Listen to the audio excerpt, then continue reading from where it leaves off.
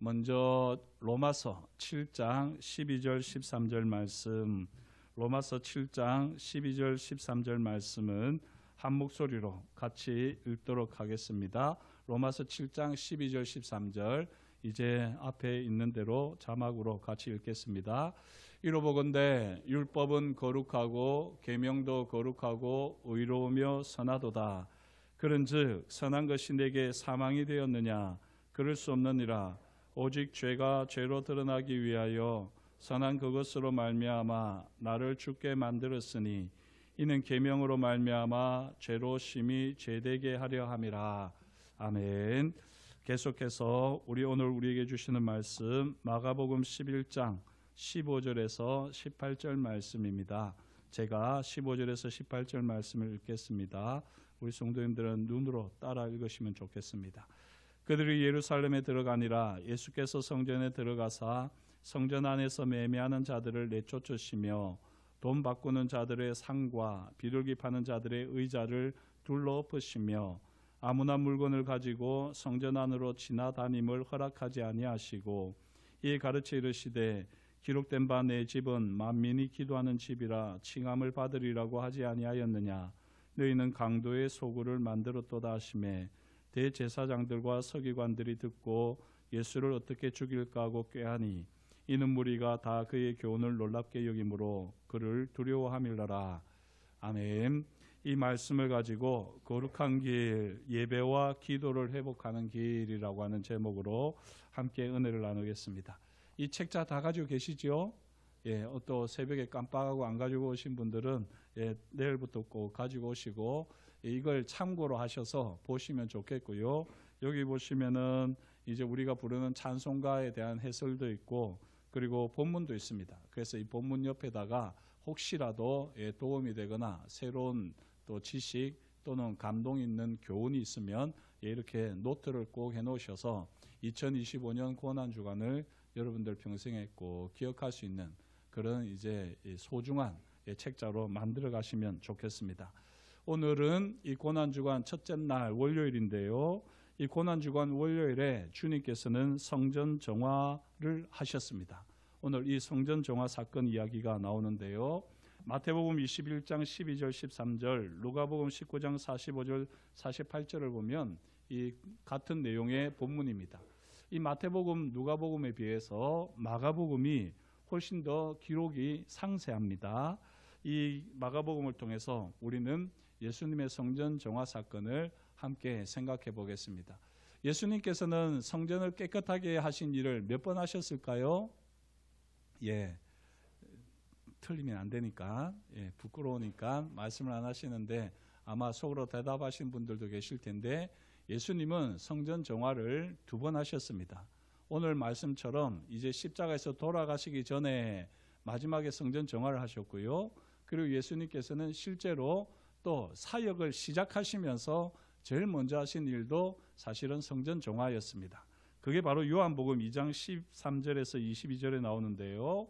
이때 예수님께서는 사역 초기에 이 성전 정화를 행하셨습니다. 여기서 우리는 예수님의 심정을 조금 이해할 수 있습니다. 예수님은 사역을 시작하시면서 성전을 깨끗하게 하셨어요. 그리고 어떤 면에서 예수님은 이 성전을 깨끗하게 하는 일이 예수님의 공생이었다고 할 수 있습니다. 그런데 3년 동안 사역을 그렇게 하시고 나서 이제 십자가에 달려 돌아가시려고 하는 이 고난주간 월요일 날 봤는데 성전이 똑같은 거죠. 여전히 그대로인 겁니다. 3년의 사역이 아무 의미가 없는 것입니다. 예수님의 마음은 어땠을까요? 아마 제 같으면 되게 참담하기도 하고 지치기도 하고 이런 마음이 들고 온갖 마음이 들었을 텐데 이 예수님께서는 사실 이 일을 알고 계셨습니다. 그래서 요한복음을 보시면 예수님께서 이 성전을 깨끗하게 하시면서 이 성전을 헐라 그리고 사흘 후에 다시 짓겠다라고 주님이 말씀하셨는데 이것은 주님의 자신을 가리켜서 하신 말씀이기도 하지만 사실은 이 성전이 깨끗해지지 않을 것을 잘 아시고 주님이 처음부터 십자가 죽음을 말씀하셨습니다. 이렇게 주님은 사실 어떻게 보면 밑 빠진 독에 물 붓기식의 사역이라고 할 수 있지만 이 사역들을 통해서 주님께서는 하나님의 말씀들을 오롯이 성취해 가셨는데요. 오늘 말씀도 그렇게 하나님의 뜻을 이루어가는 거룩한 걸음이었습니다. 이 마가복음에서는 이제 주님께서 돌아가시기 마지막 전에 돌아가시는 그 한 주간에 성전을 청소하셨는데요. 이 성전 정화 사건은 이제 우리가 한번 더 자세히 보겠습니다. 이 예수님께서 성전을 정화하셨던 이 헤롯 성전은 당시에 재건축되었던 것으로 되어 있습니다. 옹벽의 건축을요 확장해가지고 이전보다 2배나 넓어진 건축이었고요. 이 성전이었고, 이 성전은 이 뜰이 4가지 뜰로 이루어져 있었습니다. 다 이야기하기에는 너무 시간이 부족하기 때문에 간단하게 말씀드리면, 먼저는 이방인의 뜰이 있었고요, 그리고 여인의 뜰이 있었고요, 그리고 이스라엘 사람들의 뜰이 있었고, 그걸 이제 지나 성전으로 들어가면 성소와 지성소가 있었습니다. 그리고 이 성소와 지성소에 들어가기 전에 이 성전을 둘러싸고 있는 제사장의 뜰이 있었습니다. 이렇게 뜰이 4개가 있었는데요. 오늘 말씀에 나오는 이 성전은 어디일까요? 제사장의 뜰일까요? 그렇지 않으면 이스라엘 사람들의 뜰일까요? 여인의 뜰일까요? 이방인의 뜰일까요? 이방인의 뜰입니다. 이방인의 뜰. 그래서 이 이방인의 뜰에 주님께서 이방인의 뜰을 깨끗이 한 사건인데요. 이 이방인의 뜰이 상행위가 이루어지고 있었던 겁니다.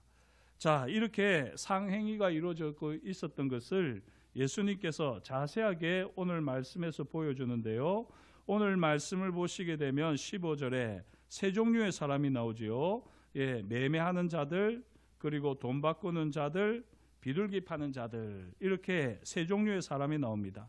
요한복음에 보면 소와 양과 비둘기 파는 사람들과 돈 바꾸는 사람들만 나오는데, 이 마가복음에는요 매매하는 자들까지 포함되어서 나옵니다. 물론 이 매매하는 자도 소와 양을 파는 사람들로 이야기될 수 있겠지만, 그것보다 훨씬 더 포괄적인 개념일 테고, 지금 예수님이 처음 사역을 하셨을 때보다 훨씬 더 지금 성전이 엉망이 되었다 하는 것을 볼 수가 있습니다.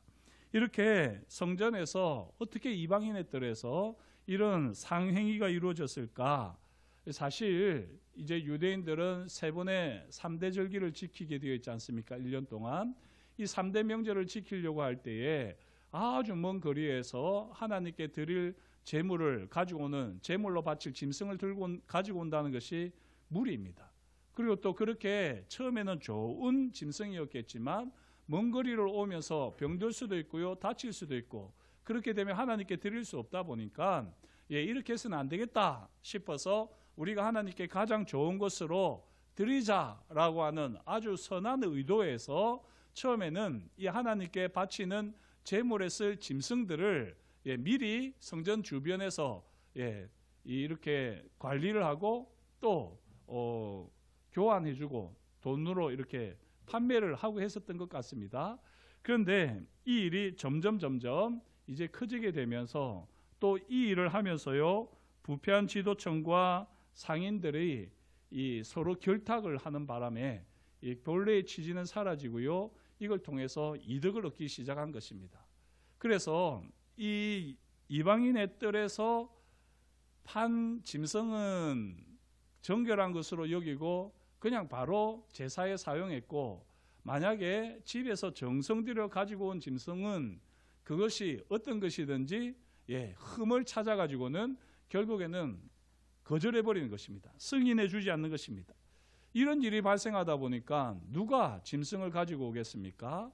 그리고 짐승을 가지고 오지 않아서 이제 하나님 앞에 예배를 드리려고 할 때에는 어쩔 수 없이, 실제로 갈릴리에서 사면 한 5만 원이면 살 수 있는 짐승인데 이 성전 앞에서 살려고 하니까 10만 원으로 뛰는 거죠. 또 이때는 대목이다 싶어가지고 6월절이다 보니까 뭐 30, 50 이렇게 막 뛰는 것입니다. 이렇게 되는 것은 사실 거기서 생기는 이익을 제사장들과 상인들이 같이 나누어 가졌던 것입니다. 이런 일을 보게 될 때 예수님이 어떻게 그걸 그냥 보고 계실 수 있겠습니까? 특별히 오늘 말씀에 보면 매매하는 자들이라고 되어 있습니다. 매매하는 자들을 내쫓으셨다라고 되어 있는데요. 어떤 면에서 보면 파는 자들의 죄가 명백하지 않습니까? 이 파는 자들이 종교 지도자들과 이 결탁을 해가지고 이렇게 폭리를 취하면서 재물에 쓰일 짐승을 팔았을 텐데, 사는 자들은 무슨 죄가 있다고 이 매매하는 자들을 내쫓으셨습니까? 여기서 우리가 조금 잘 생각을 하셔야지 되는데, 사는 자들 역시 편의를 위해서 이 파는 자들의 부패와 악행을 방조했고요, 또한 그 악행을 조장하는 결과를 초래했다는 것입니다. 그러면 어떡하냐? 그러면 우리가 제사를 안 드리겠느냐? 제사를 드리면 어쩔 수 없는 일이 아니냐? 이렇게 이야기할 수 있겠습니다만, 그러나 주님이 보실 때는 파는 자나 그것을 사는 자나 다 똑같이 하나님의 성전을 더럽히는 일에 죄가 있다, 그렇게 주님은 여기셨습니다. 그래서 파는 자든지 사는 자든지 상관없이 다 쫓아내셨습니다. 이 상행위를 하는 것 자체를 가지고 주님께서는 분노하시면서 다 쫓아내셨습니다. 또 주님께서는 돈 바꾸는 자들을 쫓으셨는데요, 그 상을 엎으셨는데, 이 당시에는 티리시라고 하는 성전화폐가 통용되었다고 합니다. 이 티리시라고 하는 성전화폐를 가지고 성전세를 내야지 되었는데, 이 보통 사람들이 일반 화폐만 가지고 있지 않습니까? 그것으로 성전세를 내려고 하면 받아주지 않는 거예요. 그러면서 티리시로 바꾸게 되는데, 이 성전화폐로 바꾸는 동안에 거기에 또 이 환전하는 수수료가 붙게 되는 겁니다. 이런 식으로 해서요, 이 이방인의 뜰에서는 말 그대로 폭리가 취해지는 것입니다. 인간의 탐욕이 고스란히 그대로 다 드러나고 있는 것입니다. 지금 이렇게 장사치들의 이야기, 그리고 거래하는 말, 오고 가는 말들, 거기에다가 온갖 짐승들의 울음소리, 이런 것들로 시끌벅적하면서, 물론 이걸 지나고 나면 여인의 뜰, 그리고 이스라엘 사람들의 뜰을 지나 제사장의 뜰까지 나가게 되면 성전이 조용해지겠지요. 하지만 이 이방인의 뜰에서는 정말 하나님 앞에 예배하는 것은, 하나님께 기도하는 것은 상상도 할 수 없는 그런 어지러움이 가득했습니다. 인간의 탐욕과 욕망이 가득했습니다. 그죠? 이런 상황에서 주님께서는 이 모든 것을 다 엎으시면서요, 내 집은 만민이 기도하는 집이다, 칭함을 받는다라고 하면서 주님께서 이 성전을 깨끗하게 하셨습니다. 여기서 우리가 이제 주님이 하셨던 말씀, 17절 말씀, 내 집은 만민이 기도하는 집이라 칭함을 받으리라고 하지 아니하였느냐, 너희는 강도의 소굴을 만들었도다라고 주님이 말씀하셨는데요, 여기 만민이 기도하는 집, 이 만민이라고 하는 것이 이 마가복음에만 있습니다. 마태복음에는 이 만민이라는 말이 없는데요, 이 만민이라고 하는 것이 아주 중요합니다.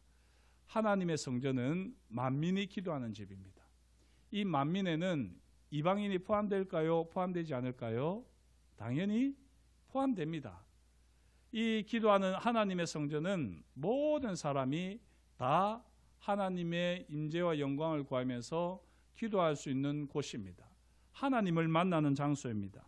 거기에는 이방인도 예외가 아닙니다.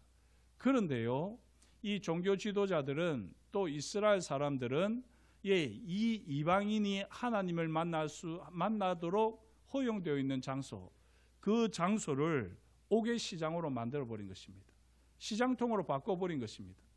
이걸 조금 더 노골적으로 표현을 하면, 이방인이 하나님을 만날 수 있는 기회, 하나님을 만날 수 있는 권리를 빼앗아버린 것입니다.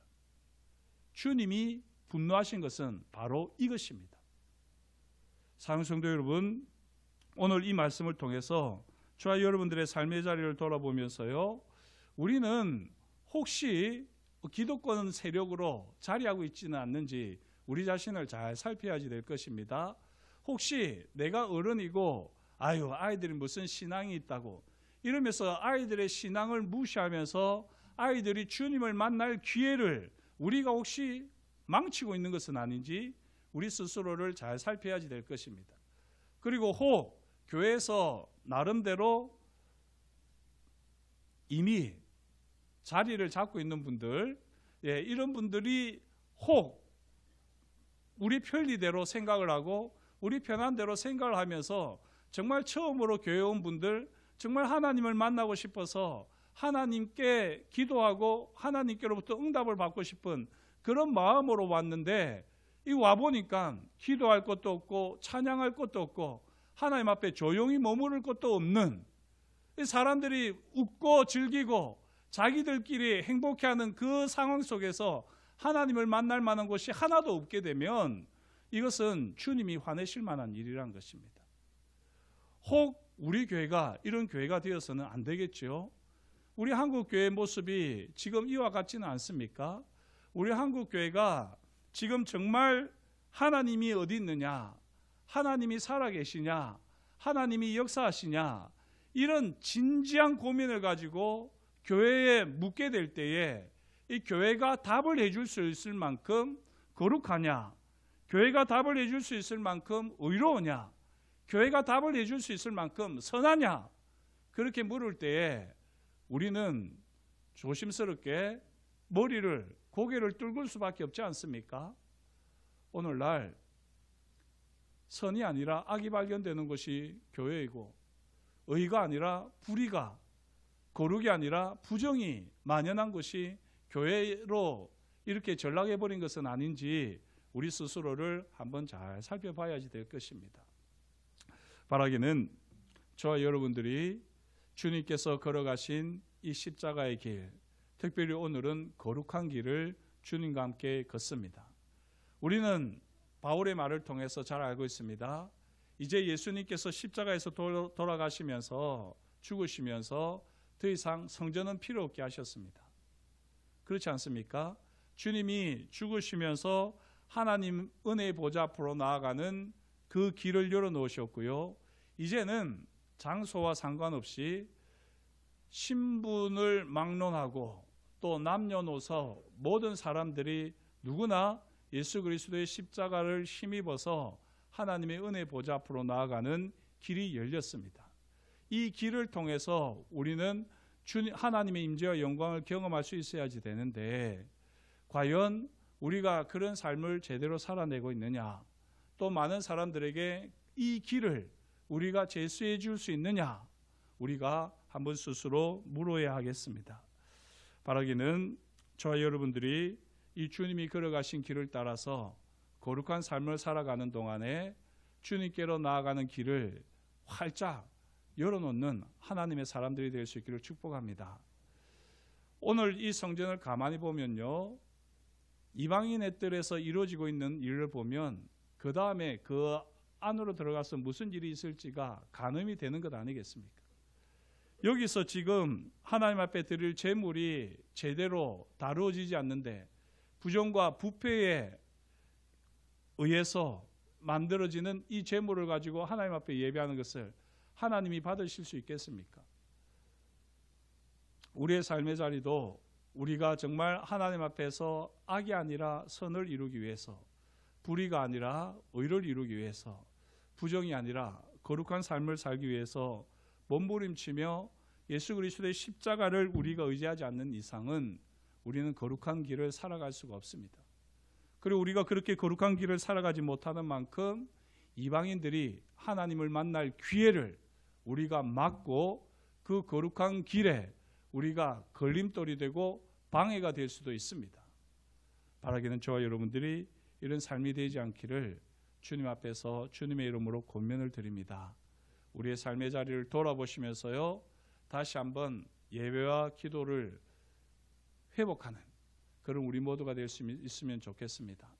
하나님 아버지, 혹 저로 인하여서 믿음이 약한 사람들이 믿음이 떨어지는 일이 없도록 저를 항상 깨워주십시오. 제 자신이 먼저 하나님 앞에 정직하게 서게 해주시고, 제 자신의 악을 보게 하시고 불의를 보게 하시고 부정을 보게 하셔서 오직 십자가의 길을 걸어가신 주님을 따라 거룩한 삶을 살아내고, 그렇게 모든 사람들이 나를 통하여서 하나님의 임재와 영광을 경험할 수 있는 그런 거룩한 길을 열어놓는 하나님의 사람 되게 해주십시오. 이것이 저와 여러분의 오늘의 기도가 될 수 있기를 주의 이름으로 축복합니다. 기도하시겠습니다. 하나님 아버지, 주님께서 저희에게 오늘도 말씀하여 주시니 감사합니다. 이 고난주간 이제 우리가 주님 앞에서 우리의 삶을 돌아보며 우리가 죄와 싸우는 이 치열한 싸움을 통하여서 하나님 앞에 거룩하고 흠이 없는 하나님의 사람으로 신부로 서기를 소망하오니 이 시간 주님께서 말씀하여 주신 대로 우리 자신을 돌아보게 하여 주옵시고 주님이 걸어가신 거룩한 길을 우리도 걸어가게 하여 주옵소서. 우리의 삶의 자리를 돌아볼 때에 하나님 앞에 온전한 마음으로 예배하며 하나님이 걸어가신 그 거룩의 삶을 살아내야지 되는데 우리의 마음에 온갖 세상 것들이 가득 차 있고 우리의 탐욕과 탐심으로 우리의 정욕으로 인하여서 물질의 노예가 되고 명예의 노예가 되고 자랑의 노예가 되어서 하나님께 돌려야 할 영광까지도 가로채며 하나님의 인자와 영광을 경험하는 그 길을 우리가 막아서고 있는 사람들은 아닌지 우리 자신을 돌아보게 됩니다. 주님, 혹 우리에게서 그 모든 것들이 발견되지 아니하도록 주님께서 십자가 보혈로 먼저 우리를 깨끗하게 하여 주시옵소서. 아멘. 주님을 만나는 데 걸림돌이 되어지는 우리의 어리석음과 나태함과 게으름과 무지함들을 이 시간 하나님 아버지 앞에 내어놓을 때 주님께서 보게 하여 주옵시고 십자가로 정결케 하여 주셔서 더욱더 거룩한 길을 통하여 하나님의 인재와 영광을 경험하는 하나님의 사람들 되어질 수 있도록 이 한 주간 주께서 역사하여 주시옵소서. 아멘. 그렇게 우리 가운데 일하실 것을 인하여 감사를 드려오며 예수님의 이름으로 기도드립니다. 아멘. 아멘.